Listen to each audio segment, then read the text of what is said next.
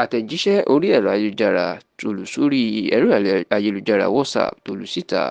tó jẹ́ ti ààrẹ ilé ìgbìmọ̀ asòfin àgbà lórílẹ̀‐èdè yìí ìyẹn the President Senate. Ó mà ti di ariwo ńlá, ó sì ti di nǹkan báyìí o,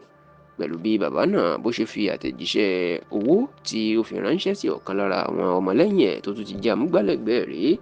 ìyún ẹni tí wọ́n ń pè ní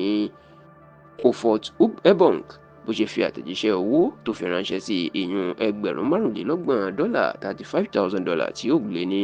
mílíọ̀nù 25 million naira lówó orílẹ̀-èdè yìí. Kódà owó náà yóò tiẹ̀ fẹ́ súnmọ́ 40 mílíọ̀nù náírà tí ọ̀rọ̀ ọ̀hún tó sì ti ń jà rìnrìn tó ti ń di ariwo ńlá.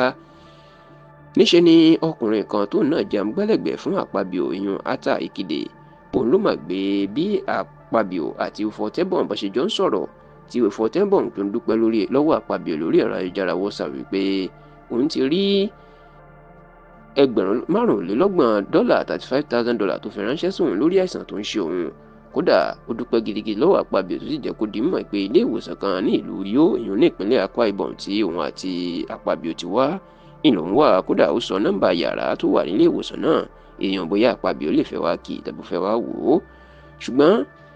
ẹlẹ́mìí padà gbà Ofot Ebong kó padà jáde láyé lọ́jọ́ 4 oṣù kẹwàá tá a wà nú ẹ̀ yìí, ìyún nǹkan bí ọ̀sẹ̀ méjì sẹ́yìn, tó sì wá jẹ́ wípé Atejise ó ṣẹ̀ṣẹ̀ fi ọ̀rọ̀ tí Akpabio àti Ofot Ebong tán jọ sọ nígbà tí ó ń dúpẹ́ lórí owó tí Akpabio fi ránṣẹ́ sí i. Níṣẹ́ lariwo máa sọ lórí ọ̀rọ̀ yìí táwọn èèyàn ń sọ̀rọ̀ pé kí ló dé tí Akpabio gbà kán máa fi irú ọ̀rọ̀ bẹ́ẹ̀ síta lẹ́yìn tẹni tó ràn lọ́wọ́ tiẹ̀ ti kú, àti pé ṣó fẹ́ máa ṣèrègùn ni pé bíi 40 mílíọ̀nù náírà 40 mílíọ̀nù náírà ìlú gbé sílẹ̀ lẹ́ẹ̀kan náà fún ìtọ́jú Ofot Ebong tí ó jẹ́ amúgbálẹ́gbẹ̀ẹ́ tó tún jẹ́ olùrànlọ́wọ́ pàtàkì lásìkò tó ń ṣe ìjọba ìyẹn gómìnà ìpínlẹ̀ Akwa Ibom ní ọdún díẹ̀ sẹ́yìn. Ṣá o, ní ìgbà tí òun ń sọ̀rọ̀, Atejise tó fi ọ̀rọ̀ náà tó fi àwọn àtẹ̀jíṣẹ́ àárín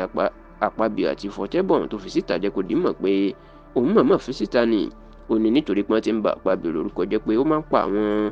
amúgbálẹ́gbẹ̀ẹ́ àtàwọn tó súnmọ́ tì lọ́jọ́ ìṣòro. Wọ́n ní wọ́n ti ń fẹ̀sùn kan bàbá náà pó láwọn kì í sì ran àwọn èèyàn lọ́wọ́, ṣùgbọ́n ó ní àwọn tètè ṣe eléyìí láti jẹ́ kí àwọn èèyàn mọ̀ pé ẹlẹ́yinjú àánú ni Akpabio, kì í sì fi àwọn tó bá súnmọ́ kì í fi wọ́n ṣeré pàápàá lásìkò ìṣòro wọn.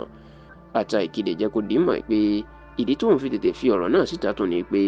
àwọn kan gbìyànjú láti ba Akpabio lórúkọ jẹ́ láìpẹ́ yìí, wọ́n sì fẹ́ lo ọ̀rọ̀ Ofot Ebong, wọ́n fẹ́ lò láti fi bà lórúkọ jẹ́ pé nígbà tó ń ṣàìsàn kò dìde ìrànlọ́wọ́ fún un. Olélè ló jẹ́ kí òun tètè fi àtẹ̀jíṣẹ́ náà síta káwọn èèyàn lè rí i kó tó di pé wọn yóò fi ba Akpabio ní orúkọ jẹ́.